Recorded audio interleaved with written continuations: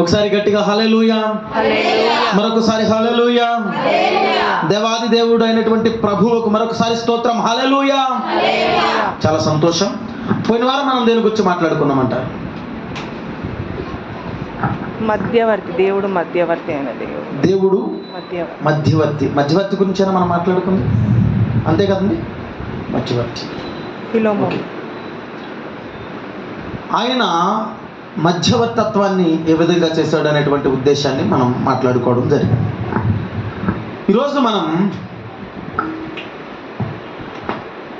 తగ్గించబడిన వాడు హెచ్చించబడను. చూద్దాం, ఆ మాట మనం చూద్దాము. మత్తయి సువార్త 23వ అధ్యాయం 11-12 వచనాలు.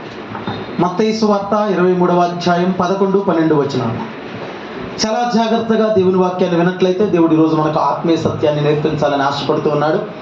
ఆత్మీయ సత్యాన్ని బట్టి పరిశుద్ధాత్మ దేవుడు మన స్థితిగతులను, హృదయాలను మార్చడానికి ఇష్టపడుతున్నాడు. కాబట్టి జాగ్రత్తగా ప్రాణాత్మ శరీరాలను ఇక్కడ ఉంచి మనం దేవుని వాక్యాన్ని విందాం. చదవండి ఎవరైనా.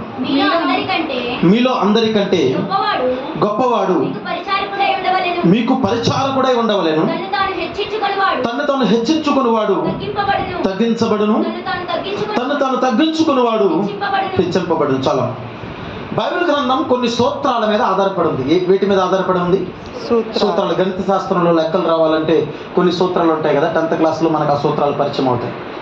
a+b² = a² + b² + 2ab. కామన్గా తెలిసినటువంటి సూత్రం కాబట్టి. అంటే ఏదైనా ఒక లెక్క రావాలి అని అంటే ప్రతి విషయం కూడా ఒక సూత్రం మీద, అది సైన్స్ సూత్రం కావచ్చు, లేకపోతే సోషల్ కావచ్చు, మనం చూస్తున్నటువంటి ఖగోళ భౌగోళిక పరిస్థితుల సూత్రాలు కావచ్చు, గణిత సూత్రం కావచ్చు, ఏదైనా ఒక క్రమం మీద, ఒక సూత్రం మీద ఆధారపడింది. ఒక వస్తువు కింద పడుతుంది అని అంటే భూమి ఆకర్షణ సూత్రం, అట్లాగనమాట. ఒక లెక్క చేయాలి అంటే గణిత శాస్త్రానికి సంబంధించినటువంటి సూత్రం అన్నమాట. ఇక్కడ మనం చాలా జాగ్రత్తగా ఈ విషయాన్ని గమనిస్తున్నట్లయితే ఆయన బైబిల్లో కొన్ని సూత్రాలను ప్రధానంగా తెలియజేశాడు. ఉదాహరణకు, ఎవడైతే తగ్గించబడుతున్నాడో వాడు హెచ్చించబడతాడు, ఎవడైతే హెచ్చించబడుతున్నాడో వాడు తగ్గించబడతాడు. ఇంకా మనం చూసుకున్నట్లయితే మరణశాసనం ఎక్కడ ఉండునో మరణశాసనము రాసిన వాడి మరణము ఆవశ్యకము, ఇది జరిగి తీరాలి అంటే ఇలా సూత్రం. దేవుని చిత్తమైతే క్రమంలో అవన్నీ నేర్చుకున్నాం. ఈరోజు మనం ధ్యానం చేసుకున్నటువంటి అంశం ఏంటి అని అంటే, ఎవడైతే తగ్గించబడుతున్నాడో, ఎవడైతే చిన్నగా చేయబడుతున్నాడో, ఎవడైతే నేను ఏది లేదు అన్నట్లుగా ప్రభుకు చూపించబడుతున్నాడో వాడు హెచ్చించబడుతున్నాడు. గమనించాలి. నేను ఏదో, ఐఎమ్ సంథింగ్, నాలో ఏదో ఉంది, నేను గొప్ప అని చూపించుకోవాలనుకున్నటువంటి ప్రతి వాడు హెచ్చించబడడానికి లేదు. నేను ఏది లేదు ప్రభువా, నీ దృష్టిలో నేను ఏమీ లేదు, నీ సంఘములో నేను ఏదీ కాదు, నేను ప్రాముఖ్యమైనటువంటి పాత్రగా కూడా లేనయ్యా, నేను లేను, నాలో నీవే అనేటువంటి విషయం, వ్యక్తీకరణ క్రీస్తు విషయంలో మనకున్నాను. కాబట్టి ప్రభు ఈ గొప్ప సూత్రాన్ని మనకు తెలియజేస్తూ ఉన్నాడు. ఏంటంటే ఇది గొప్ప బైబిల్ గ్రంథంలో యేసుక్రీస్తు తెలియజేసినటువంటి గొప్ప సూత్రం. దీనిని బట్టే బైబిల్ గ్రంథం అంతా కొనసాగింది. బైబిల్ గ్రంథం అంతా ఇట్లాగే నడిపించబడింది. మనం చూసినట్లయితే దావీదును దేవుడు అభిషేకించిన తర్వాత కూడా దావీదు సౌలు ఏం చెప్పాడో అది చేశాడంట. ఎంత తగ్గింపు కావాలో చూడండి. దావీదును దేవుడు రాజుగా అభిషేకించాడు. ఆ సమూయేలు ద్వారా రాజుగా అభిషేకించబడిన తర్వాత కూడా సమూయేలు అనేటువంటి ప్రస్తుత రాజు ఎవడైతే ఉన్నాడో వాడు ఏం చెప్తే దావీదు అది వినయముతో, విధేయతతో చేసుకుంటుంది. సౌలు రాజు చెప్పినటువంటి పరిస్థితిని దావీదు చేసుకుంటూ పోయాడు. అంటే అధికారం పొందిన తర్వాత కూడా, అభిషేకించబడిన తర్వాత కూడా ఈ విషయాన్ని గుర్తుపెట్టుకోవాలి. దీన్ని చేయడానికి చాలా ఏం కావాలి అని అంటే గడ్స్ కావాలని చెప్పొచ్చు. ఉదాహరణకు, మీ చెల్లి దగ్గర మీరు తగ్గించుకోగలరా? మీ తమ్ముడి దగ్గర తగ్గించుకోగలరా? మీ కుటుంబంలో తగ్గించుకోగలరా? సంఘంలో తగ్గించుకోగలరా? నేనేం కాదు అన్నట్లుగా, ఇది పెద్ద విషయం కాదండి, నేను చేసింది చాలా చిన్న విషయం అని చెప్పగలరా? మీరు ఘనమైనటువంటి కార్యం చేసింది కూడా గమ్మున ఆ విధమైనటువంటి మనస్సు రాదు. మీలో ఎవడైనా గొప్పగా ఉండాలి అని అనుకుంటే ప్రభు చెప్తున్నాడు వాడు తప్పనిసరిగా తగ్గించుకోవాలి, వాడు పరిచారకుడై ఉండాలి. నేను పరిచారకుడిని కాదు, నేను వీరుణ్ణి, నేను తోపుని తురుముని అన్నాడు అని అనుకోండి, వాడు తగ్గించబడతాడు. ఎవడైతే పరిచారం చేసేవాడో వాడు హెచ్చించబడతాడు తప్పనిసరిగా. కాబట్టి మనము ఈ సూత్రాన్ని అవలంబించాలి. బైబిల్ గ్రంథం ఇదే విధంగా కొనసాగింది. చూడండి, పౌలుకు తిమోతి ఎట్లా ఉన్నాడంటే ఒక కుమారుని వల్లే సేవ చేశాడంట. ఎట్లా చేశాడంట? అంటే ఒక కుమారుడు తండ్రికి విధేయత కలిగినటువంటి కుమారుడు ఎట్లా ఉంటాడో పౌలుకి తిమోతి అట్లా ఉన్నాడట. ఎట్లా ఉన్నాడంటే ఒక కుమారుని వలె, ఒక పరిచారకుని వలె ఏ పరిచర్య కావాల్సి వచ్చినా సరి చేసేటువంటి సందర్భం. అందుకని పౌలు దగ్గర తిమోతి పరిచారకుడిగా ఉండి సంఘనాయకుడిగా మార్చబడ్డాడు. సౌలు దగ్గర దావీదు పరిచారకుడిగా ఉండి సౌలుకు మించినటువంటి రాజుగా మార్చబడ్డాడు. ఇంకా మనం చూసినట్లయితే యెహోషువ ఎవరి దగ్గర, ఎవరు యెహోషువ దగ్గర? యెహోషువ ఎవరి దగ్గర? మోషే దగ్గర. ఎలా ఉన్నాడట? మోషే ఏం పని నియమిస్తే పని చేసేటువంటి వాడు. వెళ్ళి ఆ కౌరు తీసుకురంటే కౌరు తీసుకొచ్చేటువంటి వాడు, ఈ పని చేయంటే ఈ పని చేసేటువంటి వాడు. నిర్గమకాండం 24:13 మనం చూసినట్లయితే యెహోషువ మోషేకు సహాయకుడిగా ఉన్నాడట. ఎట్లా ఉన్నాడు చెప్పండి? సహాయకుడిగా ఉన్నాడు. కాబట్టి ఇక్కడ అటువంటి మోషేకు సహాయకుడిగా ఉన్నటువంటి యెహోషువ, మోషే ఏం చేయలేకపోయాడో యెహోషువ అది చేశాడట. మోషే కానాను దేశం వరకు తీసుకురాగలిగాడు, కానీ యెహోషువ కానానులో ప్రవేశించేటట్లుగా దేవుడు కృప చూపించాడు. అంటే మనం అనుకుంటాం చిన్నవాళ్ళగా ఉన్నటువంటి వాళ్ళు చిన్నవాళ్ళగానే ఉండిపోతారు. వద్దు, అట్లా వద్దు. ప్రభు చెప్తున్నాడు, ఎవడైతే తగ్గించుకున్నాడో, ఎవడైతే అత్యంత అల్పంగా కనబడుతున్నాడో, ఎవడైతే నేను చిన్నవాడిని ప్రభు అని చెప్తున్నాడో, ఎవడైతే నేను ఏది కాదని చెప్తున్నాడో వాడు చాలా ఘనమైనటువంటి వాడు. గుర్తుపెట్టుకోండి, వాడు చాలా శక్తి కలిగినటువంటి వాడు. వాడు దేవుని దగ్గర ఏదైనా కార్యం చేయగలిగినటువంటి సామర్థ్యం, శక్తి కలిగినటువంటి వాడు. గుర్తుపెట్టుకోవాలి. కాబట్టి ప్రభు దగ్గర మనం బైబిల్ గ్రంథ సారాంశాన్ని మాత్రం చూసుకున్నట్లయితే ఆయన ఒక సూత్రాన్ని బట్టి దేవుని యొక్క వాక్యాన్ని కొనసాగింపజేసినట్లుగా కనబడుతుంది. తగ్గించుకున్నవాడు హెచ్చించబడ్డాడు, హెచ్చించుకున్నవాడు తగ్గించబడ్డాడు. యేసుక్రీస్తు ప్రభు వారి గురించి ఆయన చక్కగా ఒక మాట రాయబడి ఉంది. దానికంటే ముందు ఇంకొక విషయాన్ని నేను జ్ఞాపకం చేస్తాను. ఏలియా దగ్గర ఎలీషా ఎటువంటి వాడు చెప్పండి? చేతి మీద నీళ్లు పోయేవాడని రాయబడింది. ఎటువంటి వాడట? చేతి మీద. అంటే ఏలియా భోజనం చేసి ఎలీషా అని చెప్పగానే ఆ ఎంగిలి చేయి కడగడానికి నీళ్లు పోసినటువంటి సందర్భాన్ని మనం అక్కడ ఎలీషా విషయంలో చూస్తాం. అందుకని ఏలియా 7 రెట్ల అద్భుతాలు చేస్తే ఎలీషా 14 రెట్ల అద్భుతాలు చేసినట్లుగా, 14 అద్భుతాలు చేసినట్లుగా మనం చూస్తాం. ఈరోజు ఎవరున్నారు చెప్పండి? నేను తగ్గించబడి ఉంటాను, నేను సంఘంలో ఏది కానట్లుగా ఉంటాను, సంఘ పరిచర్య జీవితం గొప్ప అద్భుతమైనటువంటి పునాది, ఇది నేను ఎదగడానికి గొప్ప పునాది అనుకున్నటువంటి వారు ఎవరు? అనుకుని ఆ పరిచర్యలో కొనసాగేటువంటి వారు ఎవరు? మీ హృదయాలకు మీరు వేసుకోవాల్సినటువంటి గొప్ప ప్రశ్న ఉంది. ఈరోజు మనం కూర్చున్నటువంటి కుర్చీ, వేసినటువంటి ఫ్యాన్, వెలిగేటువంటి లైటు దగ్గర నుంచి ప్రారంభిస్తే ఉదయకాలం నుంచి శ్రమపడి కష్టపడితే ఇక్కడ మనం ఇట్లా కూర్చున్నాం. ఊరికినే మనం ఇక్కడ ఎవరో తుడిచారు? ఇక్కడ మీరు ఎప్పుడైనా తుడిచారా? ఎవరో తుడిస్తే మనం వచ్చి కూర్చున్నాం. ఇక్కడ ఎవరో సదిరారు, ఎవరో కూడా నాకు తెలియదు, విషయం చెప్తున్నా. ఎవరో సదిరారు, ఎవరో పరిచర్య చేశారు, ఎవరో అద్దాలు తుడిచారు, ఎవరో ఫ్యాన్ క్లీన్ చేశారు, ఎవరో కొంత పరిచర్య చేశారు, ఎవరో డ్రమ్ము క్లీన్ చేశారు. అంటే ఈ నీతి సాధకాలన్నింటినీ నీటిగా కాపాడుకునేటువంటి వారు ఉన్నారు. అందుకని మీరు వచ్చి ఇక్కడ దేవుని సన్నిధిలో కూర్చుని ఆరాధించడానికి దేవుడు ఒక గొప్ప కృపను చూపించారు. బైబిల్ గ్రంథం మొత్తం మనకు అట్లాగే కనబడుతుంది. ఎవడైతే తగ్గించుకున్నాడో వాడు హెచ్చించబడ్డాడు. ఎవడిని ప్రభు విడిచిపెట్టలా. ఎవడు పనివాడిని పనివాడిగానే, భ్రష్టుడిని భ్రష్టుడిగానే, నేను తగ్గించుకున్నాను అంటే తగ్గించుకున్నవాడిగానే ఎవడు లేడు. అట్లా వాడు తప్పనిసరిగా హెచ్చించబడ్డాడు. యేసుక్రీస్తు ప్రభు వారు కూడా తండ్రితో సమానముగా ఉండుట ఎంచకూడని భాగ్యమని ఆయన ఎంచుకొనలేదు. కానీ మనుషుల చేత ద్వేషించబడే విధంగా, మనుషుల చేత దూషించబడే విధంగా, మనుషుల చేత అవమానపరిచేటువంటి విధంగా, మనుషులు ఆ యొక్క బహిరంగంగా ఈడ్చుకుని పోయేటువంటి స్థితిలో కూడా ఆయన మాట పలుకినటువంటి వాడిగా ఆయన తగ్గించుకున్నాడు. ఆయన పునరుద్ధానాన్ని ఎవడైనా ఆపగలిగారా? తండ్రి కుడి పార్శ్వన కూర్చునేటువంటి శక్తిని ఎవడైనా ఆపగలిగారా? ఎవ్వరూ ఏమీ ఆపలేనటువంటి స్థితిని మనం అక్కడ చూస్తున్నాం. కాబట్టి ఎవడైతే తగ్గించుకుంటాడో వాడు హెచ్చించబడతాడని ఆయన మాట్లాడాడు.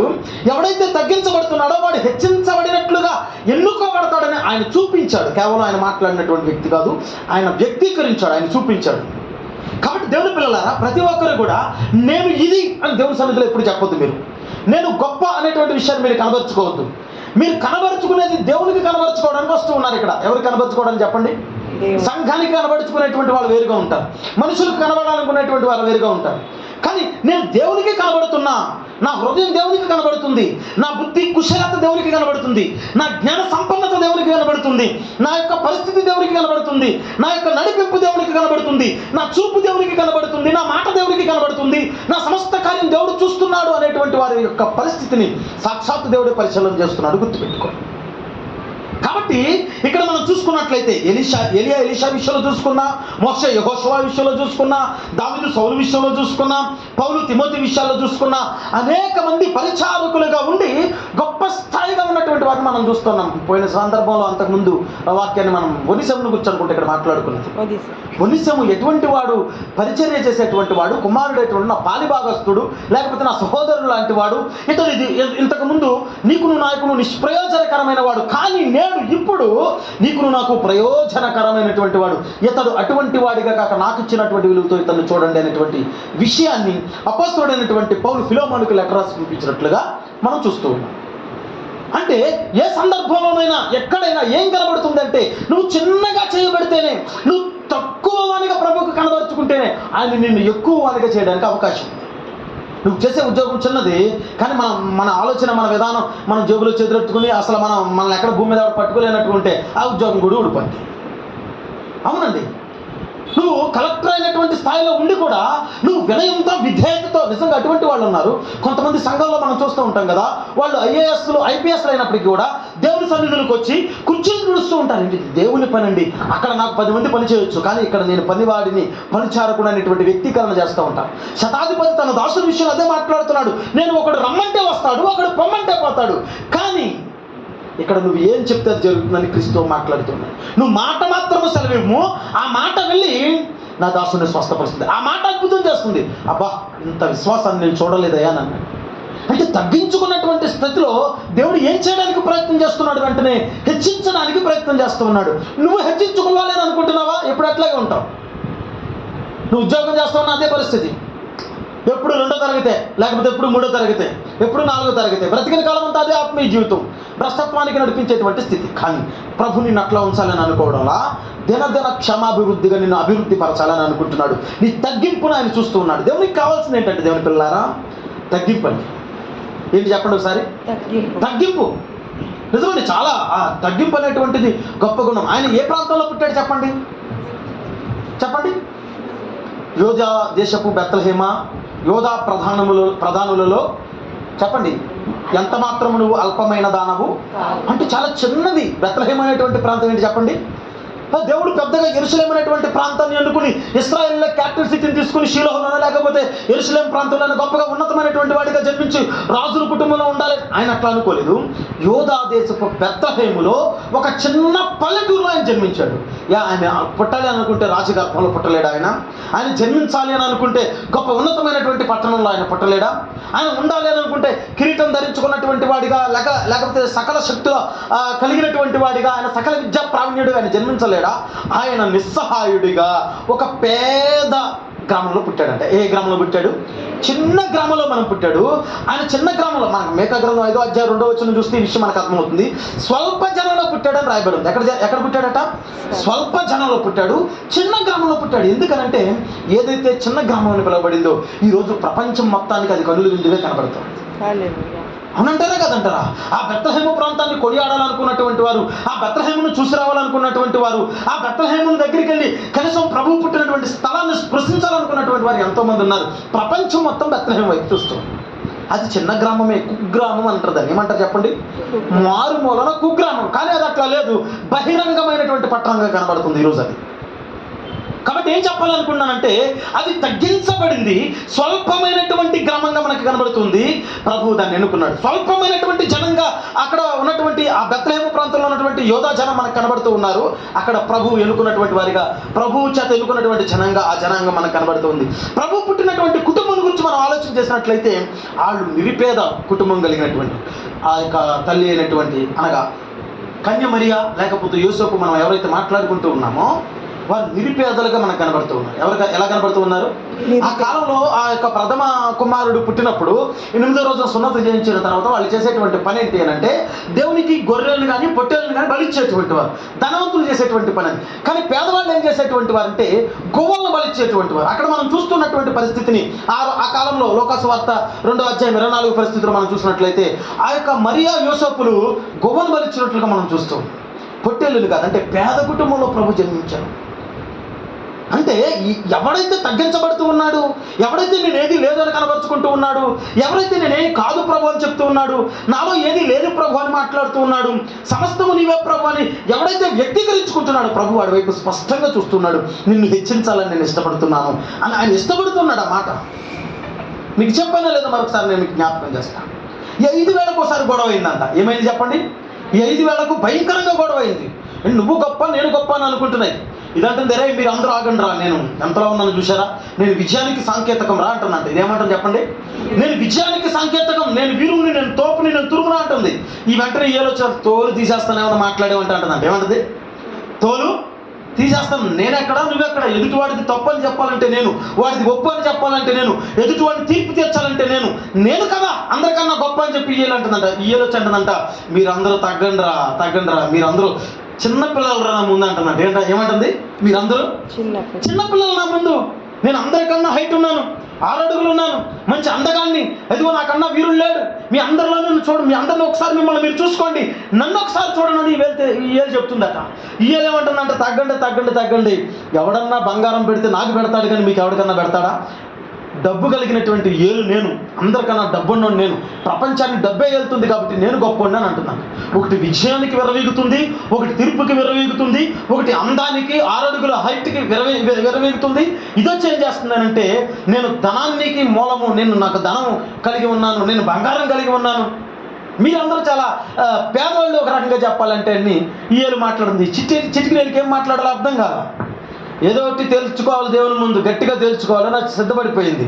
ఎందుకనంటే నన్ను ఇంత చిన్నవాడికి ఎందుకు చేయాలి దేవుడు, నన్ను ఇంత చిన్నవాడికి ఎందుకు పుట్టించాలి దేవుడు, లేకపోతే నన్ను ఆ కుటుంబంలో ఉపయోగపడినటువంటి పాత్రగా ఎందుకు నన్ను ఈ స్థాయిలోనే ఉంచాలి, ఈ గ్రామంలో ఎంతమంది జాబ్ హోల్డర్స్ ఉన్నారు, ఎంతమంది అధికారులు ఉన్నారు, ఎంతమంది ఉన్నతమైనటువంటి స్థితిలో ఉన్నారు, నేనే ఎందుకు ఇక్కడే ఉండిపోవాలి, నా పరిస్థితి ఇదేనా, లేకపోతే సంఘంలో నాకు విలువ లేదా, సమాజంలో నాకు విలువ లేదా, కుటుంబంలో నాకు విలువ లేదా, నాకంటూ ఒక ప్రత్యేకత లేదా, నేను ఐఎమ్ సంథింగ్, నాకంటూ ఏది లేదా అనేటువంటి ఉద్దేశంతో చాలా బాధపడిపోతూ ఉంది. చిటికినేలు మాట బాధపడిపోతుందో, ఎలాగైనా దేవుని సన్నిధిలో వీడు ప్రార్థన చేస్తూ ఉన్నప్పుడు దేవుడిని నిలదీయాలని అనుకుంది. వెంటనే ప్రార్థన చేయడానికి దేవుని మందిరానికి వెళ్ళాడు. వాడు మోకరించాడు, నమస్కరించి ముకుళిత హస్తాలతో దేవుని ముందు మోకరించి ప్రార్థన చేస్తూ ఉన్నాడు అనమాట. వెంటనే దేవుని ముందు ఏం చేస్తుంది, వాడి బాధ కన్నా ఈ చిటికినేలు బాధ ఎక్కువైపోయింది. భయంకరమైనటువంటి ప్రార్థన చేస్తుంది. వెంటనే ప్రభు వచ్చాడు. చిన్న కథ ఇది, గమనించండి. ప్రభు వచ్చిన తర్వాత ఏమని మాట్లాడదు, ప్రభువా ఒక్క నిమిషం నాకు చాలా బాధ ఉందని. ఏంటి నీకు వచ్చినటువంటి బాధ అంటే, వీడికి విజయాన్ని ఇచ్చావు, వాడికి తీర్పు తీర్చేటువంటి స్థితి ఇచ్చావు, వీడికేమో అందం ఇచ్చావు, వీడికి ఐశ్వర్యం ఇచ్చావు, నాకేమిచ్చావు నువ్వు అని అడిగిందంట. ఏమిచ్చావుట? నాకేమిచ్చావు నువ్వు, నా పరిస్థితి ఏంటి, నేను బ్రతికేంటి, అందరి ముందు చిన్నవాడిని చేశావు, బలహీనుడిని చేశావు, ఏమాత్రం ఎన్నికలైనటువంటి స్థితిలో చేశావు, అందరూ నన్ను చూసి నవ్వుతున్నారు. ఈ స్థితిలో నా ఎంత పేదవాడిగానా, ఎంత బలహీనమైనటువంటి వాడిగానా, ఎంత ఎన్నికలైనటువంటి వాడిగానా, ఈ స్థితిలో నన్ను నువ్వు పుట్టించింది, తప్పు చేశావు ప్రభు అని చెప్తున్నప్పుడు వెంటనే ఆగాగు కంగారు పడి ఒక ప్రభు మాట్లాడుతున్నాడు. నువ్వు కంగారు పడిపోవడానికి లేదు. ఒక్కసారి ముక్కులెత్త హస్తాలను ఒకసారి గమనించు, నీ వేళను ఒకసారి గమనించు, ముందు నన్ను చూస్తున్నటువంటి వ్యక్తివి నీవు కాదా అని అడిగాడంట ప్రభు. దేవుని స్తోత్రం చెప్పండి, హల్లెలూయా. వాడు నమస్కరించినప్పుడు ముందు చూస్తున్నటువంటి వ్యక్తివి నువ్వే కదా. నేను విజయం అని విర్రవీగిన వాడు అసలు కనిపించడమే లేదు. నేను ఎదుటివాడిని తీర్పు తీరుస్తున్నటువంటి ఆ సందర్భంలో వాడు ఎక్కడో వెనకాల ఉండిపోయాడు. నేను 6 అడుగుల అందగాన్ని అన్నవాడు ఎగిరెగిరి చూస్తున్నాడు కానీ వాడికి నేను కృపను అనుగ్రహించలేదు. ధనం ఉన్నవాడు సైతం నీ వెనకే ఉండాలి కానీ ఎటువంటి వాడినైనా ముందుండు నడిపించగలిగినటువంటి వాడు నువ్వు కాదా, ముందు నీ ప్రార్థన విని కదా సమస్త శరీరానికి నేను ఆ కృపను అనుగ్రహించేదన్నారు. దేవుని స్తోత్రం చెప్పండి. ఈరోజు చాలా మంది అనుకుంటూ ఉంటారు, వాడు నాకన్నా గొప్పోడు, వీడు నాకన్నా గొప్పోడు, లేకపోతే నేను బలహీనుడిగా ఉన్నాను, నేను సంఘంలో సమాజంలో నేను పరిస్థితుల్లో స్థితిగతుల్లో నేను వెళ్ళివేయబడినటువంటి పరిస్థితిలో ఉన్నాను ప్రభువా అని ఎవడైనా ప్రార్థన చేస్తుంటే ఈరోజు ప్రభు స్పష్టంగా మాట్లాడుతూ ఉన్నాడు. అక్కడ ఎలీషా ఏం చేస్తూ ఉన్నాడంటే చేతుల మీద నీళ్ళు పోస్తూ ఉన్నాడు. 14 అద్భుతాలు, అనగా ఏలియా కన్నా రెట్టింపు అద్భుతాలు చేసిన వాడిగా మనం చూస్తూ ఉన్నాం. ఎలియా నీటి ప్రవక్త, ఎలీషా అగ్ని ప్రవక్త అని పిలువబడ్డాడు. దేవుని స్తోత్రం తెలియజేయండి ఒకసారి. హల్లెలూయా. దేవుని కృప, దేవుని సమృద్ధి, దేవుని యొక్క ఆలోచన, దేవుని యొక్క చిత్తము నీ పట్ల ప్రత్యేకించబడి ఎదురు చూస్తుంది. దేవుని స్తోత్రం చెప్పండి ఒకసారి. నువ్వు దాన్ని గుర్తుంచకుండా ప్రభు నన్ను ఎందుకు ఇట్లా చేసావు, నేను తగ్గించబడి ఉన్నాను కదా, ఎప్పుడు ఇట్లాగే ఉంచుతావా? నీ తగ్గింపులో ఏం కావాలంటే స్వచ్ఛత కావాలి. ఏం కావాలి చెప్పండి? స్వచ్ఛత కావాలి. ప్రభు నిన్ను చూస్తున్నాడు. ముందు సమాజం బాగుంది అని అంటే నీ తగ్గింపుని బట్టి సమాజం బాగుంటుంది. సంఘం బాగుంది అని అంటే నీ తగ్గింపును బట్టి సంఘం బాగుండాలా, నీ కుటుంబం బాగుంది అని అంటే నీవు దేవుని ఎదుట తగ్గించుకున్న విధానాన్ని బట్టి అందును బట్టి కదా నీ కుటుంబం ఆశీర్వదించబడాలా, దీవించబడాలా. అంతేగాని నాకేమి ఇవ్వలేదు ప్రభు అట్లా ఇప్పుడు మాట్లాడద్దు ప్రభు దగ్గర. బైబిల్ గ్రంథంలో చిన్నవారు గొప్ప గొప్ప కార్యాలను చేశారు. చాలామంది అంటూ ఉంటారు, నేను ముసలివాడిని కదా నేనేం చేస్తానంటే అనుకుంటారు. ఏంటంటే నేను ముసలివాడిని, సంఘంలో చాలా ముసలివాడిని అండి, పేదవాడిని అండి, నేనేం చేస్తాను అని అనుకుంటారు. అబ్రహాముని పిలిచినప్పుడు అబ్రహాం వయసు ఎంత? 75 సంవత్సరాల వయసు. వృద్ధుడు మనం పిలవాలి అంటే అబ్రహాము తండ్రి అని కదా, అబ్రహాము తాత అని పిలవాలి. 75 సంవత్సరాల వయసులో అబ్రహాముని ఏర్పాటు చేసుకున్నాడు. దేవుడు నావోహుని పిలిచినప్పుడు నావోహు వయసు ఎంత? 500 సంవత్సరాలు. ఏంటంటే చెప్పండి, 500 సంవత్సరాల్లో నావాహు ఉంటే నావాహు ద్వారా దేవుడు పునరుద్ధరణ కలిగించడానికి, సృష్టిని పునరుద్ధరణ కలిగించడానికి నావాహును అద్భుతమైనటువంటి పాత్రగా వాడుకున్నాడు. ఎందుకని మాట మాట్లాడుతున్నానంటే నేను ముసలివాడిని కదా, నేను వృద్ధుని కదా అట్లా అనుకోవద్దు. దేవుడు నీ ద్వారా అద్భుతాలు చేస్తాడు. నేను చిన్నవాడిని కదా, చిన్నదాన్ని కదా అని అనుకోవద్దు నువ్వు. ఇజ్రాయెల్ దేశంలో బానిసగా తీసుకుపోబడినటువంటి చిన్నది అక్కడ ఎవరిని కదిలించింది అని అంటే నయమాన్ని కదిలించిందంట. ఎవరిని కదిలించింది? శస్త్రాధిపతిని కదిలించింది అక్కడ. కాబట్టి మనం చేసేటువంటి పని చిన్న పనే కదా అనుకోవద్దు ఎప్పుడు కూడా. నీ చిన్న పని ద్వారా దేవుడు గొప్ప కార్యాన్ని చేయడానికి ఇష్టపడుతున్నాడు. నీ చిన్న ప్రార్థన ద్వారా దేవుడు గొప్ప కార్యాన్ని చేయడానికి ఇష్టపడుతున్నాడు. నువ్వు ఏదైతే తగ్గించుకుని నిన్ను నువ్వు ప్రభువుకి కనబరుస్తున్నావో ఆ తగ్గింపుని బట్టి దేవుడు ఉన్నతమైనటువంటి స్థితిలో నేను నిలబడడానికి ఇష్టపడుతున్నాడు. కాబట్టి ప్రభు జన్మించినటువంటి పట్టణము చిన్ని పట్టణం, ప్రభు జన్మించినటువంటి జనాంగము చిన్ని జనాంగం, ప్రభు జన్మించినటువంటి కుటుంబము చిన్న కుటుంబం. ఏ కుటుంబం చెప్పండి ఒకసారి? చిన్న కుటుంబం. ప్రభు అనేక సందర్భాల్లో ధోని ఎక్కి అనేటువంటి మాట మనం చూస్తాం కదా. మార్కు సువార్త 3:9 చూసినట్లయితే ఆ ధోని ఏ ధోని? ఆయన చిన్న ధోని ఎక్కి అనేటువంటి మాట మనం చూస్తాం. ఏ ధోని ఎక్కాడట? ఆయన చిన్ని ధోని ఎక్కి పెద్ద ప్రసంగాన్ని చేశాడు. దేవుని స్తోత్రం చెప్పండి. మనం అందుకుని ఈ ప్రసంగానికి ఒక పేరు పెట్టాలనుకుంటున్నా. ఏంటి అని అంటే చిన్నవారిని కోరిన పెద్ద దేవుడు. ఏంటి చెప్పండి ఒకసారి? చిన్నవారిని కోరిన పెద్ద దేవుడు. ఆయన ఆకాశ మహాకాశాలు పట్టజాలని దేవుడు. ఆయన కోటి సూర్యుల తేజస్సుతో ప్రకాశించువాడు. ఆయన భూమిని పాదపీఠంగా చేసుకున్నటువంటి వాడు నీ చిన్ని హృదయంలో నివసించడానికి ఇష్టపడుతున్నాడు. ఎంత సంతోషం చెప్పండి. అటువంటి దేవుడు ఈ చిన్ని హృదయంలో ఉండడానికి ఇష్టపడుతున్నాడంటే మనం ఎంత సిద్ధపాటైపోవాలా. ప్రభువా, ఆకాశ మహాకాశాలు పట్టజాలవు నువ్వు, కానీ నా హృదయాన్ని కోరుకున్నావు ప్రభా, నా హృదయంలో నువ్వు నివాసం చేస్తున్నావు ప్రభా, నా హృదయాన్ని నువ్వు ఇష్టపడుతున్నావు ప్రభా. ఇదిగో ప్రభా, నువ్వు వస్తానంటే నా హృదయాన్ని తెరిచిపెడుతున్నాను ప్రభా, నా హృదయాన్ని ప్రభా నీకు మందిరంగా మారుస్తున్నాను ప్రభా. ఇష్టపడాలి, నిన్ను నువ్వు తగ్గించుకోవాలి, నిన్ను నువ్వు లేనట్లుగా ప్రభువుకి కనబరుచుకోవాలి. అందుకుని ఆయన చిన్ని ధోని ఎక్కి అనేటువంటి మాట మనం అక్కడ చూస్తాం. చిన్నవాడిని ఆయన ఇష్టపడతాడు, లేనివాడిని ఆయన ఇష్టపడతాడు. ముందు బలహీనుల చేత బలమైన కార్యాలు చేయించగలిగిన దేవుడు అని మన దేవునికి పేరు. ఏమీ కాదనుకుంటాం మనం, మన వల్ల ఏది అవ్వదని అనుకుంటాం. నీ ద్వారా గొప్ప కార్యాన్ని జరిగిస్తాడు దేవుడు, నిజంగా జరిగిస్తాడు. ఎవడు అట్లా చేయలేడండి. నిజంగా ఇర్మియా దగ్గరికి వచ్చినప్పుడు ఇర్మియాని పిలిచినప్పుడు నేను బాలుడును కదా అని మాట్లాడుతున్నాడు. ఏమని మాట్లాడుతున్నాడు చెప్పండి? నేను బాలుడును కదా, నేను చిన్నవాడిని కదా అంటున్నాడు. నువ్వు బాలుడవు అని అనవద్దు అని ప్రభు స్పష్టంగా మాట్లాడు. నేను చిన్నవాడిని కదా నువ్వు అనొద్దు. ఏం చేయబోతున్నాను? నిన్ను ఇనుప స్తంభంగా నిలబెడతాను, నిన్ను ఎత్తడి గోడగా నిలబెడతాను, ఎవడు పడగొట్టలేని ప్రాకారముగా నిలబెడతాను. ఎవరితో మాట్లాడుతున్నాడు ఈ మాట? బాలునితో, పరిపక్వత చెందినటువంటి ఇర్మియాతో కాదు మాటలు మాట్లాడేది, బాలునితో మాట్లాడుతున్నాడు. నేను ఈ విధంగా ఆశీర్వదిస్తానని అంటున్నాడు. ఈరోజు ఈ ఆశీర్వాదాలని మీకు కాదా చెప్పండి? నీ చిన్నదాన్ని కదా అనద్దు. అయ్యో నేను తండ్రి చోటు ఉన్నాను, లేకపోతే భర్త చోటు ఉన్నాను, లేకపోతే నేను కుటుంబం చోటుని పెరుగుతున్నా మాట్లాడొద్దు అట్లా. నేను ముసలివాడిని కదా, నేను ఏం చేయగలను అట్లా అనొద్దు. లేకపోతే నాకు శక్తి లేదు కదా, నాకు బలం లేదు కదా, నేను వ్యాధిగ్రస్తుని కదా, నేను బలహీనమైనటువంటి వ్యక్తిని కదా, ఎప్పుడు ఈ విధమైనటువంటి స్థితితో బాధపడుతున్నాను కదా అట్లా చెప్పొద్దు దేవునికి. దేవా, నేను చేయగలిగినటువంటి స్థితిలో నీ పని బలమైనటువంటి కార్యంగా చేస్తాను ప్రభు. దేవుని స్తోత్రం చెప్పండి. హల్లెలూయా.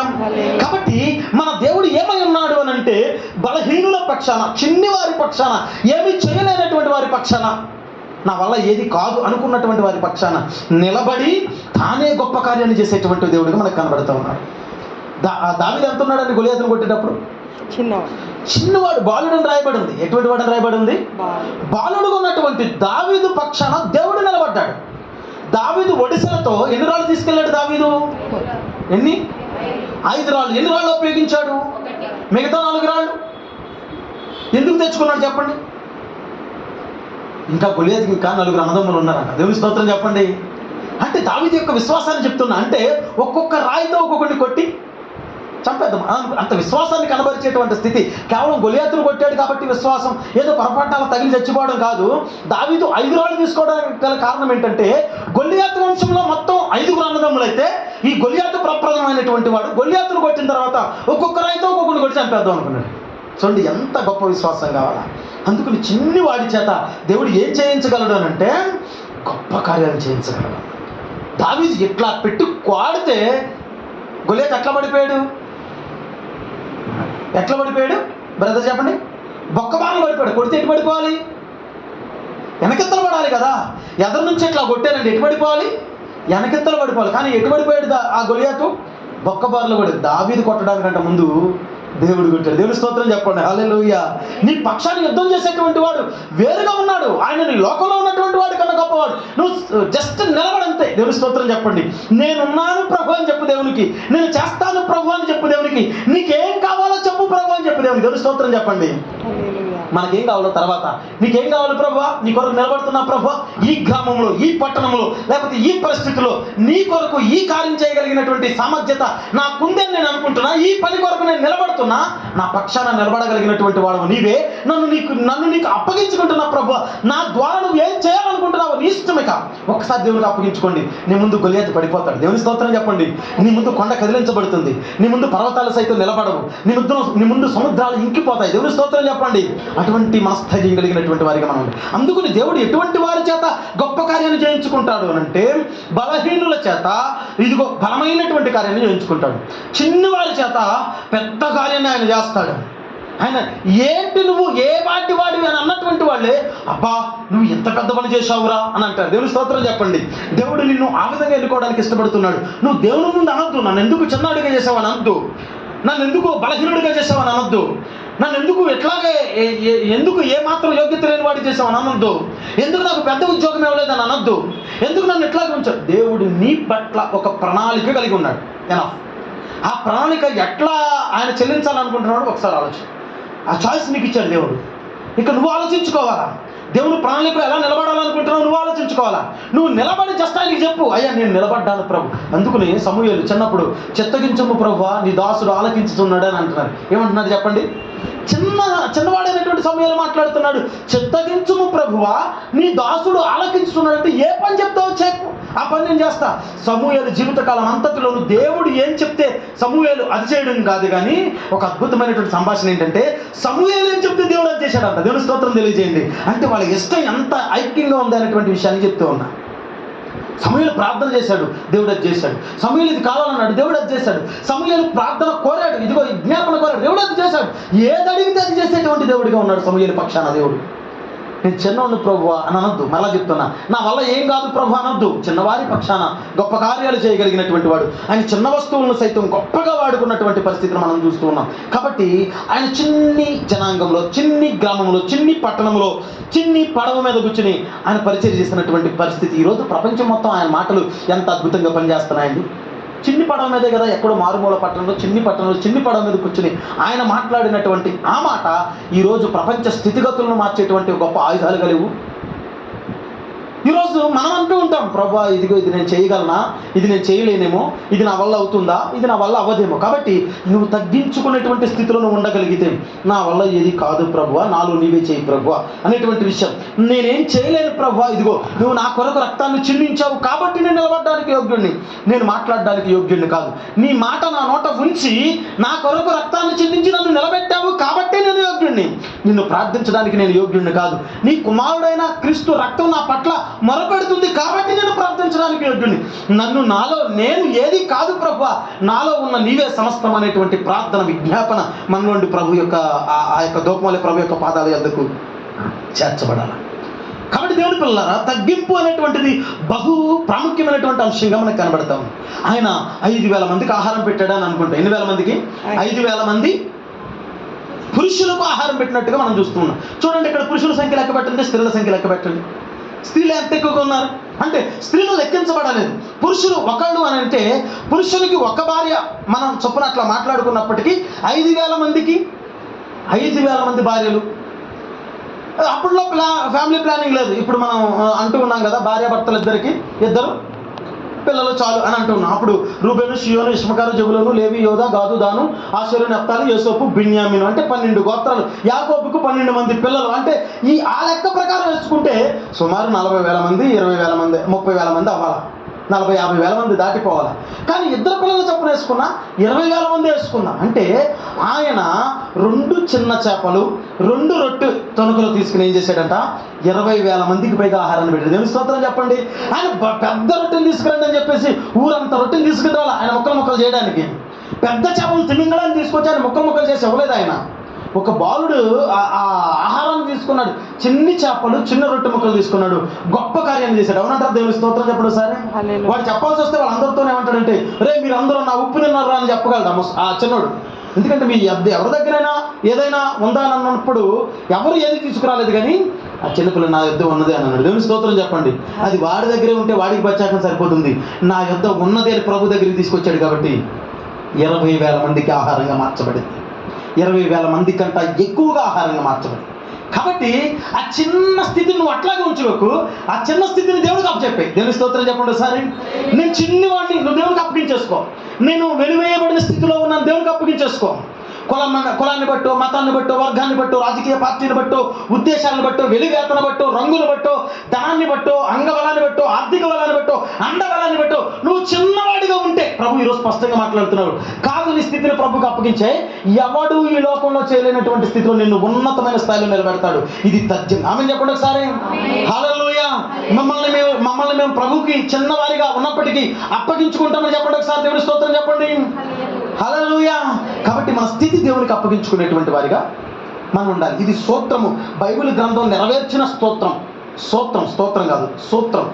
కాబట్టి దేవుని పిల్లలారా, ఈ సూత్రాన్ని అనుకరించేటువంటి స్థితి నీకు ఉందా? ఒకవేళ వింటే దేవుడు ఆనాడు హెచ్చించినటువంటి వాడు ఈనాడు కూడా హెచ్చిస్తాడు. మీ చిన్ని వాటిని దేవునికి అప్పగించండి. మీ చిన్ని హృదయాన్ని దేవునికి అప్పగించండి. మీ చిన్ని మనస్సును దేవునికి అప్పగించండి. మీ చిన్న పరిస్థితిని దేవునికి అప్పగించండి. మీ చిన్న వయసును దేవునికి అప్పగించండి. ప్రభువా, ఇది నీ కొరకు పనిచేయడానికి సిద్ధంగా ఉన్నాం ప్రభు, నీకేం కావాలో చెప్పాయా. ఈ స్థితి, ఈ ప్రార్థన చాలా ఉన్నతమైందండి. దేవుని స్తోత్రం చెప్పండి ఒకసారి. కాబట్టి ఆయన చిన్న చేపలు చిన్న రొట్టెలు కొన్ని వేల మందికి పెట్టినటువంటి పరిస్థితిని మనం చూస్తూ ఉన్నాం. కాబట్టి ఇంకో కొన్ని విషయాలు మనం చూసినట్లయితే శిష్యుల్ని ఎట్లా పోల్చాడంటే ఈ చిన్నవారితో అని అంటూ ఉన్నాడు. ఈ మాట మనకి మత్తయి సువార్త 10వ అధ్యాయం 42లో ఉంటుంది. ఆయన లోకంతో మాట్లాడేటప్పుడు ఈ చిన్నివారు అని శిష్యులు మాట్లాడుతూ ఉన్నాడు. ఆ చిన్నివారే హతసాక్షులుగా మార్చబడ్డారు. ఆ చిన్నివారే ప్రపంచానికి సువార్త అందించారు. ఆ చిన్నివారే ఏమాత్రం ఒకళ్ళు చూస్తే జాలర్లు కొంతమంది చూస్తే ఏం తెలియనటువంటి వారు ఇంకొంతమంది చూస్తే ఇదిగో సరైనటువంటి యోగ్యత కూడా లేనటువంటి వారు. అటువంటి వారిని ఈ చిన్నివారు అని ప్రభు సంబోధించినటువంటి అటువంటి వారిని ప్రపంచానికి సువార్థీకరణ అందించగలిగినటువంటి గొప్పవారిగా దేవుడు మార్చాడు కదా. వారు దేవునికి అప్పగించుకున్నారు. క్రీస్తుని వెంబడించడానికి వారు సమర్పించుకున్నారు. దేవుని స్తోత్రం చెప్పండి ఒకసారి. ఈరోజు నువ్వు క్రీస్తుని వెంబడించడానికి సమర్పించుకోగలిగితే, ఆనాడు శిష్యుల పేరు తరతరాలు సుమారు 2000 సంవత్సరాలు, ఈ రోజు 2020 సంవత్సరాల తర్వాత కూడా శిష్యుల పేరు మారుమోగిపోతున్నట్లుగా మీ పేరు జీవ గ్రంథంలో చిరస్థాయిగా నిలబడిపోవడానికి దేవుడు సమస్తాన్ని సిద్ధపరిచి ఉంచాడు. దేవుని స్తోత్రం చెప్పండి. కాబట్టి మీరు చిన్నవారిగా ఉండడానికి ఇష్టపడండి. అక్కడ ఆ పని ఎవరు చేస్తారంటే నేను పెద్దగా చేయనండి అనేటువంటి ఉద్దేశం. నీ తోటి సహోదరునికే కొంచెం యోగ్యత ఇవ్వాలి, కానీ నీకు నువ్వుగా యోగ్యత ఇచ్చుకోవడానికి అవకాశం లేదు. అందుకని తగ్గించబడిన వాడు హెచ్చించబడిన వాడు తగ్గించబడతాడు. నేను ఆకివీడు ప్రాంతంలో పరిచర్య చేసేటువంటి వాడిని. ఆ పరిచర్య చేసేటువంటి పరిస్థితుల్లో దొంపగడప అనేటువంటి ఒక గ్రామం ఉంది. ఆ గ్రామంలో అక్కడ ఉన్నటువంటి సేవకుడు ఏం చేశారంటే శామ్యూయల్ యేసురత్నం గారు ఏం చేశారంటే, పలానా చోటుకి వెళ్ళి చాగంటి నువ్వు వాక్యం చెప్పి రావాలి అని అన్నాను. అది ఫస్ట్ ప్రారంభం. నాకు ఏం చెప్పాలో తెలీదు, కానీ నేను చెప్తానని ఆయనకు తెలుసు. నేను చిన్న గుంపులకు వాక్యాన్ని ప్రకటించాడు, కానీ పెద్ద సంఘంలో నేను వాక్యాన్ని ప్రకటించిన అనుభవం అప్పటికి లేదు. ఇది 12 సంవత్సరాల క్రితం మాట. నేను పరిచయంలోనికి అప్పుడప్పుడే వస్తున్నా. నేను అక్కడికి వెళ్ళినప్పుడు అక్కడ ఉన్నటువంటి వారందరూ కూడా హమాహిములు అనమాట. అంటే ఆత్మీయ జీవితంలో పండిపోయినటువంటి వారు, 20, 30, 40, 50 సంవత్సరాలు ఆత్మీయ జీవితంలో ముందుకు వెళ్ళిపోయినటువంటి వారు. అక్కడికి వెళ్ళినప్పుడు ఎవరు బాబు నువ్వు అని అడిగారు. అయ్యా అమ్మ, నన్ను శామ్యూయల్ యేసురత్నం అయ్య గారు పంపించారు, ఇక్కడ నాకు వాక్యం చెప్పరమ్మని పంపించారు అని చెప్పగానే అక్కడ ఉన్నటువంటి ఒక ముసలావిడ అంది, పక్కన ఆవిడని పిలిచి, ఇదిగో బైబిల్ చదవడానికి ఎవరినో పంపించాడంట పాస్టర్ గారు, కొంచెం లోనకి తీసుకెళ్ళండి అని. ఎవరు కుర్చీలోంచి కూడా లేగలేదు. లోనకి వెళ్ళినా కుర్చీలోంచి లేగలేదు, అక్కడ నిలబడ్డ కుర్చీలోంచి లేగలేదు. వాళ్ళందరూ కుర్చీలో కూర్చుని నాకేం చేశారంటే చిన్న పీట తీసుకొచ్చి వేశారు. ఏం తీసుకొచ్చేసారు అంటే వాళ్ళ దృష్టిలో నేను సేవకుడిని కాదు, ఏంటంటే ఒక సంఘంలో ఒక పరిచారకుడు ఒక వాక్యం చదవడానికి వెళ్ళాడు కదా అనేటువంటి ఉద్దేశంతో నేను ఏమాత్రమో సంకోచించకుండా వాళ్ళు ఇచ్చినటువంటి ఆతిథ్యాన్ని తీసుకుని వాళ్ళు ఇచ్చినటువంటి ఆ పీట మీద కూర్చుని వాళ్ళు చెప్పినట్లుగా ప్రార్థన చేసేటువంటి కార్యక్రమం, వాళ్ళు చెప్పినట్టుగా ప్రార్థన నడిపించేటువంటి కార్యక్రమం చేసి ఋతు గ్రంథంలో ఒక అంశాన్ని తీసుకుని ప్రసంగం చేశాం అక్కడ. ఎవడు అనంటే జీవము కలిగిన యెహోవా రెక్కల కింద నువ్వు సురక్షితంగా ఉండినట్లు నీవు ఇక్కడికి వచ్చితివి అనేటువంటి మాట అంశాన్ని తీసుకుని ప్రభు తన నిబంధన బట్టి నిన్ను హెచ్చించువాడు అనేటువంటి ఉద్దేశాన్ని వాక్య ప్రకటన చేసినప్పుడు వాక్యాన్ని ప్రకటిస్తుండగానే వాక్యాన్ని చెప్తూ ఉండగానే ఆ కుర్చీల్లో ఎవరు కూర్చోలే, అందరికి ఎందుకు కూర్చుండబడిపోయారు. ఎందుకని మాట చెప్తున్నానంటే నువ్వు అంగీకరించు, నీ తగ్గింపు నువ్వు అంగీకరించు. ఎవరైనా నిన్ను తప్పుగా చూస్తున్నా వాళ్ళ తప్పేం కాదు, ఎందుకంటే దేవుడు నిన్ను హెచ్చించాల్సిన స్థితి వచ్చినప్పుడు ఎవడు నిన్ను తగ్గించలేడు. నిజంగా ఎంత పెద్ద సేవకుడైనా నిన్ను హెచ్చించాలని దేవుడు నిర్ణయం తీసుకున్న తర్వాత ఈ భూప్రపంచం మీద ఎంత పెద్ద సేవకుడైనా, ఎంత గొప్ప బలం కలిగిన వాడైనా, ఎంత గొప్ప అండ కలిగినటువంటి వాడైనా, ఎంత గొప్ప శక్తి కలిగినటువంటి వాడైనా, ఎంత గొప్ప సామర్థ్యం కలిగినటువంటి వాడైనా నీ ముందు దిగదుడిపే. దేవుని స్తోత్రం చెప్పండి. రాజులను సైతం ఆయన గడ్డి తినిపించారు నీ ముందు నువ్వు చూస్తూ ఉండగా, అధికారుల శాసనాలు మార్చగలిగిన వాడు నీ ముందు నువ్వు చూస్తూ ఉండగా. కాబట్టి ఎవరికి తలదించాల్సినటువంటి అవసరం లేదు, నీ విధేయత దేవునికి చూపిస్తే చాలు. దేవుని స్తోత్రం చెప్పండి ఒకసారి. హల్లెలూయా. కాబట్టి మనం ఎవరికి విలువ ఇవ్వాలి, ఎవరికి విలువ ఇవ్వకూడదు అనేటువంటి విషయాన్ని పక్కన పెడితే మనల్ని హెచ్చించేటువంటి దేవుని ముందు మనం అన్ని విషయాల్లో తగ్గించుకున్నటువంటి వారిగా ఉంటే అందరి ముందు ఆయన నిన్ను హెచ్చిస్తాడు. అప్పుడు నిన్ను దోషి అన్నవాళ్ళు, నువ్వు చిన్నవాడు అన్నవాళ్ళు, నువ్వు ఎందుకు పనికిరావు అన్నవాళ్ళు, నీకు మాట్లాడుతూ రాదు అన్నవాళ్ళు, నిన్ను చూసి వార్చలేనటువంటి వారు, నీ మీద ఆ రకరకాలైనటువంటి మాటలు మాట్లాడినటువంటి వారు, నిన్ను బలహీనుడిగా చూసినటువంటి వారు ఒకరోజు ఒక స్థాయిలో నువ్వు ఉండడం చూసి అబ్బా నేను మీకు తెలుసా అండి అని అడుగుతారు. దేవుని స్తోత్రం చెప్పండి. నేను మీకు తెలుసా అండి అని మాట్లాడతారు. దేవుని స్తోత్రం చెప్పండి ఘనంగా. మీరు తప్పనిసరిగా స్థాయికి వెళ్తారు. ఆమెను చెప్పండి ఒకసారి. తప్పనిసరిగా మీరు ఘనపరచబడతారు. ఆమెను చెప్పండి ఒకసారి. ఇప్పుడు మీరు తగ్గించుకోగలిగితేనే. దేవుని స్తోత్రం చెప్పండి. అలా తగ్గింపు లేకపోతే అది జరగదు.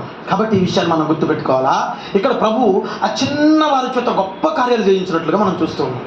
ఇంకా మనం చూసినట్లయితే పరలోక రాజ్యాన్ని పోల్చి ఒక మాట అంటాడు, ఇది పరలోక రాజ్యము చిన్న ఆవగింజను పోలి ఉన్నది అని అంటాడు. ఎటువంటి ఆవగింజ అంట అంటే ప్రభు పోల్చి చెప్పేటప్పుడు కూడా ఇది పెద్ద పెద్ద బంగారాలను, వజ్రాలను, వైఢూర్యాలను, లేకపోతే ఇంకా ఉన్నతమైనటువంటి రాజులను, అధికారులను, లేకపోతే ఇంకా ఏదో వారిని తీసుకుని కాదు, కానీ ఆయన ఎటువంటి వారిని పోల్చి చెప్తున్నాడు అనేటువంటి ఉద్దేశాన్ని మనం జ్ఞాపకం తెచ్చుకున్నట్లయితే ఆయన చిన్ని వస్తువులను పోల్చి చెప్తున్నాడట. ఏ వస్తువులు చెప్తున్నాడు? చిన్న ఆవగింజను పోలి చెప్తున్నాడు. అంటే ఆవగింజ అనేటువంటి ఎంత ఉంటుంది, దానికి విశ్వాసాన్ని గురించి చెప్పేటప్పుడు కూడా దాన్ని ఆవగింజతో పోల్చి చెప్తాడు. పరలోక రాజ్యాన్ని గురించి చెప్పేటప్పుడు కూడా ఆవగింజను పోల్చి చెప్తున్నాడు. కాబట్టి ఆయన ఉపయోగించినటువంటి ఉపమానాల సారాంశం కూడా బహు చిన్నగా కనబడుద్ది. చూడండి, దెయ్యాలతో మాట్లాడేటప్పుడు చూడండి పొమ్మనగా అని అంటాడు. ఏంటంట? ఏమన్నా దాని ముందు కూర్చుని ఇట్లా నీ పేరేంటి, నీ ఊరి పేరేంటి, ఎక్కడి నుంచి వచ్చావు, మీ తాతల పేరేంటి, 4 ముగ్గులు పెట్టండి, 2 నిమ్మకాయలు తీసుకురండి, పులిహోర నేను అంటాడా? చెప్పండి, ఏమన్నా అంటాడా? ఏం లేదు, పొమ్మనగా అంతే. ఏంటి ఎంత ఆయన మాటలో ఎంత శక్తి ఉంది, ఎక్కువసేపు డిస్కషన్ చేయాల్సిన అవసరం లేదు. లో అంటే చాలు, మొత్తం తలకిందులు అయిపోతాయి అంతే. ఆయన కనిసైగల ద్వారా సృష్టి నడిపించబడింది. ఆయన నమ్మగుండు అంటే సముద్రం నమ్మగుండు పడిపోయిందట. ఎక్కువసేపు సముద్రమా మరి నువ్వేం చేస్తున్నావు, ఎందుకు వచ్చావు, ఇక్కడ పనేంటి, నువ్వు ఇక్కడ కూర్చోవు కాసేపు, ఇదిగో నా శిష్యులు బాగా ఏం కాదు నమ్మగుండు అని అన్నాడంతే. పొమ్మనగా అని అన్నాడంతే. స్వస్థపరచుము, నీ విశ్వాసం నిన్ను బాగుపరచును అన్నాడంతే. నువ్వు అనుకున్నట్లుగానే జరుగును గాక. ఆయన ఎక్కువ డిస్కషన్ చేయలేదు. వ్యాధులతో, రోగాలతో, అప్పులతో, సమస్యలతో, లేకపోతే అక్కడ ఉన్నటువంటి అపవిత్రాత్మలతో, దురాత్మలతో, సేనాధేయాలతో ఆయన డిస్కషన్ చేసి నువ్వు పలానా నాటుకోండి తీసుకురండి, నల్లకోండి తీసుకురండి, తెల్లకోండి తీసుకురండి, ఏం చేయలే. పొమ్మనగా ఫస్ట్ వాడు విడుదల పొందాలి, ఎందుకంటే ప్రభు దగ్గరికి వచ్చి ఉన్నాడు కాబట్టి. దేవునికి స్తోత్రం చెప్పండి. పొమ్మన చిన్న పదాలను, చిన్న పదజాలాన్ని ఆయన ఉపయోగించి అద్భుతమైనట్టుగా భూమి మీద ఎవడు అటువంటి కార్యాలు చేసి లేడు, చెయ్యబోడు, అటువంటి కార్యాలు చేశాడు ఆయన. అంటే ఆయన మాట వలన, ఆయన ఊపిరి శబ్దము వలన భూమి, ఆకాశములు, నక్షత్రాలు, సూర్యచంద్రులు సమస్తం సృష్టించబడింది. జస్ట్ మాట్లాడాడంతే. ఆయన తీసుకుని వచ్చి భూమి ఎక్కడ ఉంటే మట్టి అక్కడి నుంచి తీసుకొచ్చి ఇంకెక్కడికి వెళ్ళి ఇంకేదో చేసుకుని దీనికి ఏదో ఆకారం తక్కువైందని దాన్ని చెక్కి ఎట్లా లేదేమి. ఆయన కేవలం మనిషిని మాత్రమే తన స్వపోలికలో చేసుకున్నాడు. సమస్తము కూడా ఆయన మాట చొప్పున చేసేసాడు. ఏం చేశాడు చెప్పండి? ఆయన మాట వలన ప్రపంచంలో నిర్మించబడి ఉన్నవి అని వాక్యం. కాబట్టి కాబట్టి ఇప్పుడు మనం చూస్తున్నటువంటి ప్రకృతి అంతా ఆయన ఊపిరిని బట్టి, ఆయన నోటి మాటను బట్టి సృష్టించబడింది. ఆయన మాటలో ఉన్నటువంటి శక్తి అది. కాబట్టి చిన్ని చిన్ని పదాలను ఉపయోగించి ఆయన ఏం చేశాడంటే గొప్ప గొప్ప కార్యాలు చేశాడు. ఈరోజు ఎంత గొప్ప గొప్ప ప్రసంగాలు చెప్తున్నప్పటికీ మీ చిన్ని చిన్ని హృదయాలు కదిలించబడ్డం లేదు. ఒక మనిషి హృదయాన్ని మార్చడానికి ఆయన ప్రాణం పెట్టాల్సిన పరిస్థితి వచ్చింది. గుర్తుపెట్టుకోండి. సముద్రాన్ని ఎట్లా అన్నాడు, లేకపోతే అపవిత్రాత్మలను ఎట్లా అన్నాడు, కానీ ఒక మనిషి హృదయం మార్చడానికి తన శరీరంలో ఉన్నటువంటి యవన రక్తాన్ని మొత్తం అంతటిని చిందించాడు. భూమి మీదకి తన సింహాసనాన్ని విడిచిపెట్టొచ్చాడు. ఎవడూ పడనటువంటి బాధ ఆయన అనుభవించాడు, వేదన అనుభవించాడు. నీ కొరకు తను అర్పణగా మార్చబడ్డాడు. ఇది నీ హృదయం మార్చడానికి. ఈ ఒక్క విషయాన్ని మినహాయిస్తే ప్రపంచం ఆయన ముందు సాహం ఉంది, తలదించేసింది. నువ్వు ఏం చెప్తే అది చేస్తాం ప్రభు. ఈరోజు మీ చిన్న హృదయానికి అటువంటి పరిస్థితి పెట్టద్దు. ఆహ్వానించండి ప్రభుని. ప్రభు నా హృదయం క్లీన్ చేస్తానయ్యా, అబద్ధాలు, దుర్మార్గత, దుష్టత్వం, పాపము, అవిధేయత వద్దు ప్రభు, నీకు అనుకూలమైన జీవితం జీవిస్తానయ్యా. నువ్వు చిన్న వాటిని కోరుకున్నటువంటి వాడవు, నా చిన్న హృదయాన్ని నీకు ఇస్తున్నాను ప్రభు. మనం చెప్పగలగాలి దేవునితో. దేవునికి స్తోత్రం చెప్పండి ఒకసారి. హల్లెలూయా. కాబట్టి ఇక్కడ మనం చూసినట్లయితే చిన్న చిన్న వాటిని ఉపయోగించేటి చిన్న చిన్న ఉపమానాలను ఆయన ప్రకటించి పరలోక రాజ్య మర్మాలను ఆయన బయలుపరిచాడు. అందుకని ఈ చిన్న బిడ్డల వంటిదే పరలోక రాజ్యం అని అన్నాడు. ఏమన్నాడు చెప్పండి? చిన్న బిడ్డలు. చూడండి, బైబిల్ సారాంశం మొత్తం ఒకటే. మీకు అనిపిస్తుందా? అంటే ఒక విషయం చెప్పాను మీతో, ఒకే విషయాన్ని చెప్పి నేను విశ్లేషిస్తున్నానా? బైబిల్ గ్రంథంలో ఆయన చిన్న వాటిని ఏమాత్రము విడిచిపెట్టలేదు అనేటువంటి సారాంశం, వాక్య సారాంశాన్ని మీకు తెలియజేస్తున్నా. ఆయన తగ్గించుకున్నటువంటి వాటిని వేటిని కూడా విడిచిపెట్టలేదు. ఆయన హెచ్చించాడు, ఆయన నిలబెట్టాడు. ఆయన ఈరోజు మిమ్మల్ని కూడా ఆయన విడిచిపెట్టడు, ఆయన నిలబెట్టడానికి సామర్థ్యం కలిగినటువంటి వాడు అనే అంశాన్ని మీకు వ్యక్తీకరించాలనేటువంటి ఉద్దేశం నాది. కాబట్టి ఆయన ఈ పరలోక రాజ్యాన్ని పోల్చి చెప్పేటప్పుడు చిన్న బిడ్డల వంటి వారిది, చిన్న బిడ్డల హృదయం లాంటి వారిది పరలోక రాజ్యం అనేటువంటి మాటను ఆయన మాట్లాడినటువంటి స్థితిని మనం చూస్తాం. చిన్నపిల్లల స్వభావంగా మారిపోండి. దేవుని ముందు చిన్నపిల్లలు ఏం చేస్తారు చెప్పండి? ఏముంటే అది మాట్లాడేస్తారు. దేవుని స్తోత్రం చెప్పండి. వాళ్ళ మాట లోనోటి బయటోటి ఉండదు. వాళ్ళు మాటలు నేర్చుకుంటున్నటువంటి పరిస్థితి చూడండి. మా మమ్మీ కొట్టిందని చెప్పేసి డాడీ దగ్గర చెప్తారు, డాడీ కొట్టిందని చెప్పేసి మమ్మీ దగ్గర చెప్తారు. అంటే వాళ్ళకి ఏం తెలియదు, వాళ్ళ హృదయంలో ఆ క్షణాలు ఏముంటే అది దాన్ని వ్యక్తీకరించడానికి మాత్రమే వాళ్ళు చూస్తారు. వాళ్ళలో నిష్కపటం ఉండదు, వాళ్ళలో యథార్థత ఉంటుంది. ఏంటట? యథార్థత ఉన్న కారణం చేత మాత్రమే ఆయన చిన్న పిల్లలు ఇష్టపడ్డాడు. అంతే. నీతి వాళ్ళకి తెలియదు, చట్టం వాళ్ళకి తెలియదు, ధర్మం వాళ్ళకి తెలియదు, వాళ్ళకి ఏమీ తెలియదు. వాళ్ళకు ఉన్నటువంటిది యథార్థత మాత్రమే. పరలోక రాజ్యంలో ఉండేటువంటి వారు కూడా నీతివంతులు, న్యాయవంతులు, గొప్ప కార్యాలు చేసిన వారు అంగబలం, ఆర్థిక బలం కలిగిన వారు కాదు. యథార్థవంతులు ఉంటారు. తప్పును ఒప్పుకుని విడిచిపెట్టిన వారు మాత్రమే పరలోకంలో ఉంటారు. అందుకని యథార్థవంతులది పరలోక రాజ్యం. ఆత్మ విషయంలో దీనత్వం కలిగి ప్రతి విషయాన్ని ప్రభుతో మాట్లాడి, ఇదిగో నేను చిన్న పిల్లవాడిని కనబరుచుకున్నవాడిది కదా దేవుని రాజ్యం. అందుకని ఆయన మాట్లాడుతున్నటువంటి మాట చిన్న పిల్లల మనస్తత్వం ఎవరికైతే ఉందో ఆ చిన్న పిల్లల మనస్తత్వం కలిగినటువంటి వారికి ఆయన తన రాజ్యాన్ని రాసిస్తున్నాడు. దేవుని స్తోత్రం చెప్పండి. హల్లెలూయా. ఆయన చూడండి, ఇంకా మనం చూసినట్లయితే ఆయన ఎక్కొచ్చినటువంటి వాహనం చిన్న గాడిద పిల్ల అని రాయబడింది. ఏంటంటే చెప్పండి? చిన్న గాడిదకి వచ్చాడంటే ఆయన. పెద్ద గాడిదకి రావచ్చుగా, పెద్ద గాడిదకి రావచ్చు కదా. చిన్న గాడిదకి ఎందుకు? చిన్న గాడిద పిల్లను ఆ గాడిదకి రావాల్సినటువంటి పరిస్థితి ఏముంది? కాబట్టి ఇక్కడ మనం చూస్తే ఆయన చిన్నవాటిని ఇష్టపడుతున్నాడండి. చిన్నవారిని ఇష్టపడుతున్నాడు. చిన్నవారిని తోసివేయడంలా, చిన్నవారిని వెలివేయడంలా, లేని వారిని, బలహీనుడిని ఆయన కొట్టేయడంలా. నువ్వు ఏదో ఒక విషయంలో చిన్నవాడివి. అందం విషయంలో కావచ్చు, ఆర్థిక బలం విషయంలో కావచ్చు, లేకపోతే ధనబలం విషయంలో కావచ్చు, అండబలం విషయంలో కావచ్చు, కండబలం విషయంలో కావచ్చు, లేకపోతే ఇంకా ఏదో పరిస్థితిలో కావచ్చు. అనేక మంది సంఘంలో నువ్వు ఏ పాత్రకు ఉపయోగపడినటువంటి ఒక చిన్న వ్యక్తిగా ఉన్నటువంటి పరిస్థితి కావచ్చు. నీ కుటుంబంలో అందరి చేత దూషించబడినటువంటి స్థితి కావచ్చు. ఈ పరిస్థితుల్లో నువ్వు ఏదో ఒక విషయంలో చిన్నవాడు, కానీ ప్రభు నిన్ను చిన్నవాడిగా ఉంచాడు. నీ చిన్నతనాన్ని ప్రభుకి అప్పగించాలి. దేవునికి స్తోత్రం. మరొకసారి చెప్పండి. కాబట్టి ఆయన చిన్న గాడిదని ఎక్కి వచ్చాడు. ఆ చిన్న గాడిదని ఎక్కి రావడం వల్ల గాడిద గణపరచబడింది. ఏమంటే దానికి స్వరం కానీ స్వరూపంగానే ఉండదా? దాని ముఖం ముందుకెళ్ళి ఎంత అందంగా ఉన్నాం అనగలమా? భలే ఉన్నాం అందంగా అనగలమా? చెప్పండి. హంస వైపు చూసి చెప్పగలం, గుర్రం వైపు చూసి కూడా కథలు చెప్పగలం. గాడిదని కాసేపు చూస్తే చిరాకు వస్తుంది. దాన్ని ఏం చేస్తారు మనం? దాని స్వరం ఏమన్నా బాగుంటుంది చెప్పండి? అది గేకరిస్తే 5 నిమిషాలు కూడా మనం అక్కడ ఉండలేము. దాన్ని వెనకే మనం వెంబడించగలమా చెప్పండి? వెనకాలతో తన్నిందంటే సింహానికి కూడా సొతులు తిరిగిపోతాయంట. అంటే అంత సామర్థ్యం కలిగిన దాన్ని వెంబడించలేము. దాని స్వరం బాగోదు, దాని స్వరూపం బాగోదు. గాడిద పిల్లనెక్కి కానీ దేవుడు రావడానికి ఇష్టపడ్డాడు. అంటే అది విలువేయబడినటువంటి స్థితిలో ఉంది. అది అందహీనంగా ఉంది. దాని స్వరం అంత అందంగా ఉండదు, కానీ దేవుడు దాన్ని ఇష్టపడ్డాడు. నువ్వు అనుకుంటావు నాకు పాట పాడడం రాదు కదా, నాకు వాక్యం చెప్పడం రాదు కదా, నేను అందరి దృష్టిలో ఇట్లా ఉన్నాను కదా, ఒకవేళ దేవుడు నన్ను ఇష్టపడ్డేమో. కాదు కాదు, అట్లా అనుకోవద్దు. దేవునికి నువ్వే కావాలా. దేవుడు నిన్నే తీసుకుంటాడు, దేవుడు నిన్నే హత్తుకుంటాడు, ఆయన నిన్ను విడిచిపెట్టాడు. కాబట్టి ఈరోజు చాలా జాగ్రత్తగా మనం గమనించాలి. ఆయన గాడిద పిల్లని ఇష్టపడ్డాడు. మనం ఏ గాడిదలాగా ఉండాలి? ఆయన మూసేటువంటి గాడిదలాగా ఉండాలి.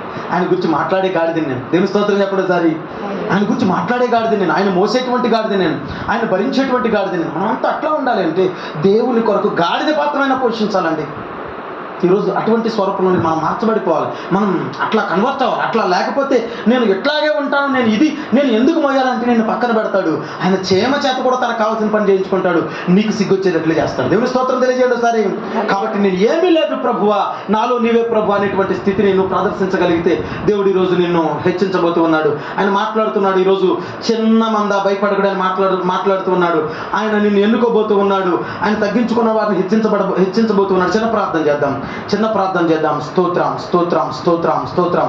ఆశ్చర్య కార్యములు చేయువాడా, మహోన్నతుడా, చిన్న వాటిని కోరిన పెద్ద దేవుడా, ఆకాశ మహాకాశాలు పట్టజాలని వాడా, తేజోమయుడైనటువంటి వాడా, కోటి సూర్యుల తేజస్సుతో ప్రకాశిస్తున్నటువంటి వాడా, తండ్రి నీకు స్తోత్రం. మధ్యాకాశానికి వచ్చువాడా, ఇదిగో సమస్త లోకమును స్వాధీనంలో ఉంచుకున్నటువంటి వాడా, గొప్పవాడా, పెద్దవాడా, ఉన్నతమైనటువంటి వ్యక్తిత్వం కలిగిన వాడా, ఉన్నతమైనటువంటి శక్తి కలిగినటువంటి వాడా, అతి పరిశుద్ధుడా, అతి వినయము కలిగినటువంటి వాడా, అతి విధేయత కనబరిచినటువంటి వాడా, ఏ స్థితిలోనూ మీకు మేము యోగ్యులము కాదు, మేము చిన్నవాళ్ళమయ్యా.